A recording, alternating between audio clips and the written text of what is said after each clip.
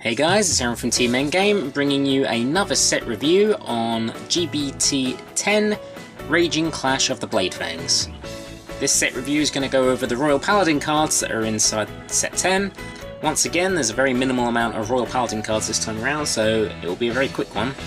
There's also no reprints this time around for Royal Paladin either. So, moving straight into it, we go straight to the triple R of the set, which is Holy Dragon Luminous Dragon. Has two skills. One, act on the Vanguard once per turn, choose a face down card from your G zone and turn it face up. For each face up of this card in your G zone until the end of the turn, this unit gets 10k power, and all your rear guards with Brave get 1k.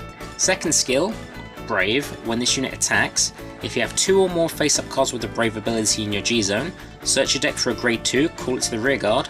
Then, if you have three or more face up cards with the Brave ability in your G zone, this card gets a crit. Shuffle your deck.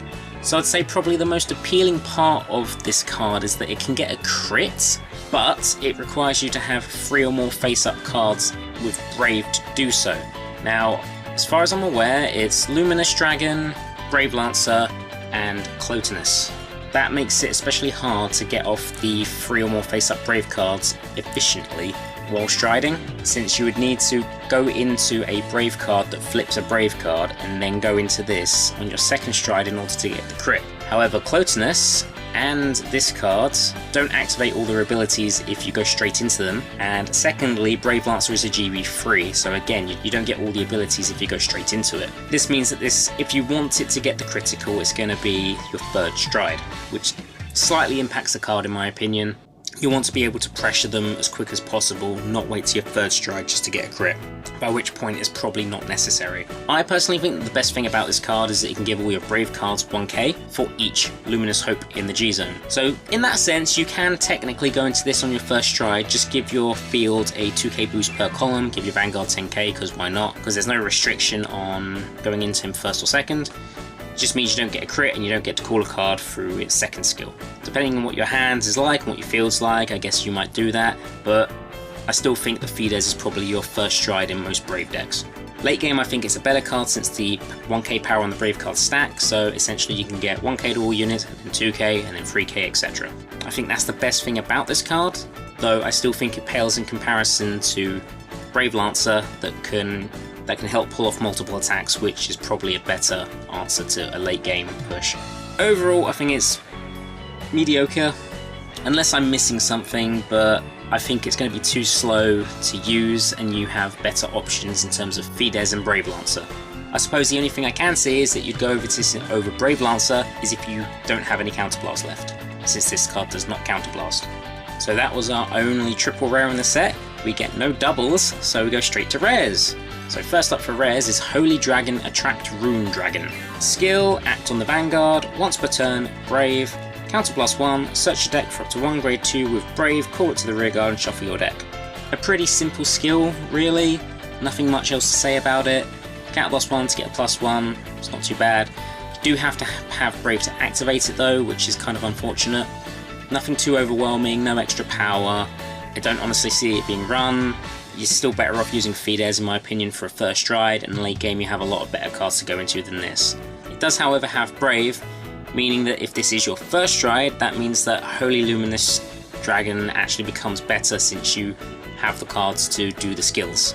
Though if you did go into this first, it means that Luminous would only call a grade 2 the first time you go into it, and still the second time, which will be your third stride, you'd get the crit. But if that's the only reason you're using it, I don't think it's worth it. You're still better off using Fides for a first stride.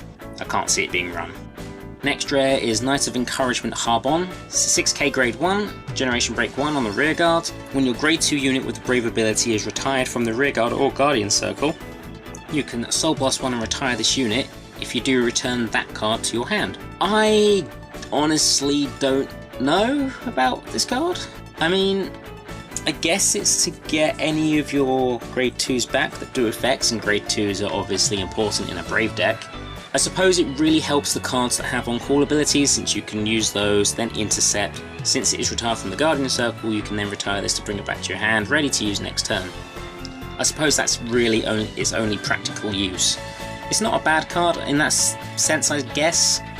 However, I'm not sure there will be space in the deck to use it, though I'm pretty sure nothing uses the soul that much, so it could be plausible to use it as maybe your tech of the deck. And into commons, we have Knight of Crescent Moon Gratia. Auto on the Vanguard, Brave, when your unit is placed on the rearguard from your deck, this gets 5k power. And Auto Generation Break 1, Brave, when this unit is placed on the rearguard from the deck, this gets 3k power. Honestly, if these skills were the other way around, you get 5k when it's called from the deck, I'd say it might be an okay card, but it only gets 3k. And again, it's just another filler card, there's not much else to say. It's getting to the point where unless your grade 3 has this name, then you're not going to use it. Moving on, we have Knight of Blackwater Ramos.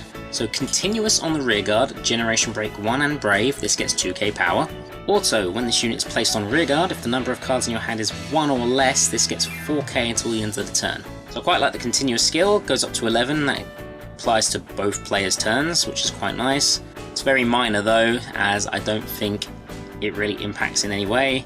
The getting the 4k when placed on rearguard, the extra 4k, having 1 or less in hand, the only situation...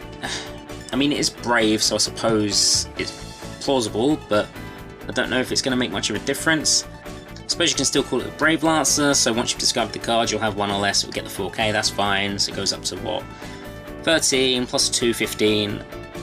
I don't think it's going to impact anything though. I mean, it needs to either call another unit or do something really amazing, not just get 6k power in total. I mean, I think it's quite nice and I think it can synergize, but I think there are better cards out there. The only thing that makes it stand out to me is that it's a continuous 2k if you're a Brave. And our grade 0 Forerunner, plus Gal. Act on the rearguard, put this into your soul, choose a unit, it gets boost. That's it, it's a 4k, it's kind of bad in terms of boosting power, it's just a straight up neg to get a boost. A lot of cards with the new Brave and Outlaw support give them self boosts, so I don't think this is necessary. It's a bad card. And that was very quick, because that is all of the Royal Paladin cards for this set. And because they are very minimal, I am going to go over Heat Elemental Bobo. So it's a grade 2, Generation Break 1, when it's placed on the rearguard from your hand, if the number of cards in your damage zone is 3 or less, counter charge 1, soul charge 1, choose one of your vanguards and deal the damage. Why? I mean, I like the fact that they make Cryo Elementals, because they can go in any deck, but really, why?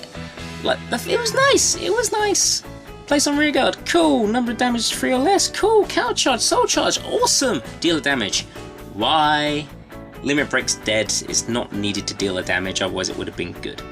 And that was the Royal Paladin and Random Cryo Elemental set review for G-BT10. Thank you very much for watching, guys. I apologise if you don't like the videos in this short format, since there is very minimal cards per clan. But as I said, please let me know if you enjoy it in this length, or you'd rather me bundle them all up.